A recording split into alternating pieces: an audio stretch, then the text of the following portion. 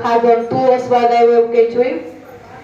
કેમ મિક્સ નથી થાતું? નતર જીભ તો એક જ આપી ને, પણ એમાં અનેક રસ આપ્યા.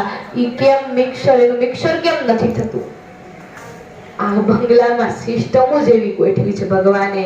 કેટલો સુંદર આખો આપણો માનવ ને તૈયાર કર્યો છે ભગવાન. આ બંગલો તૈયાર કર્યો, અનેક સિસ્ટમ ગોઠવી. પછી આ માનવ જેને વેડફાય, બોલો આવો સુંદર અમૂલ્ય માનવ દેહ મળ્યો હોય, આને આ સંસારમાં ક્યારે વેડફવાનો નહીં. જેટલું બને ને એટલી આપણી કમાણી અને ભગવાનનું નામ સ્મરણ. આ ભગવાનની ભોગ રૂપલા, ત્યારબાદ બીજી નિયમન રૂપેલા. ભગવાને અનેક આ વિશાળ સૃષ્ટિ રચી છે, તો એમાં અનેક પરિબળો છે.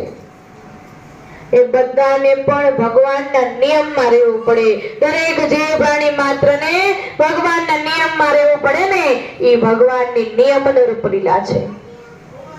આપણે ક્યારેય સૂર્યનારાયણને મોડા ઉગતા જોયા? એના સમયે જ ઉગે ને, એના સમયે જ ઉગે અને એના સમયે જ અસ્ત થઈ જાય. ક્યારેય સૂર્યનારાયણ મોડા ઉગતા નથી. આપણે ઉઠવા મોડું થઈ જાય, પણ સૂર્યનારાયણને ઉઠવામાં મોડું થતું નથી. કારણ કે એને ભગવાનના નિયમમાં લેવું પડે છે. એ ભગવાનની નિયમન રૂપલીલા છે.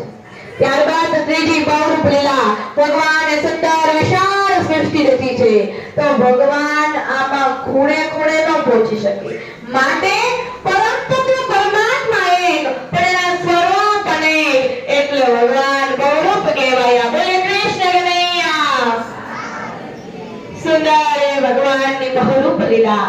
આવી જ રીતે ભગવાન આ જગતમાં રહી આનંદ લૂટે છે, બધાને આનંદ લૂટાવે.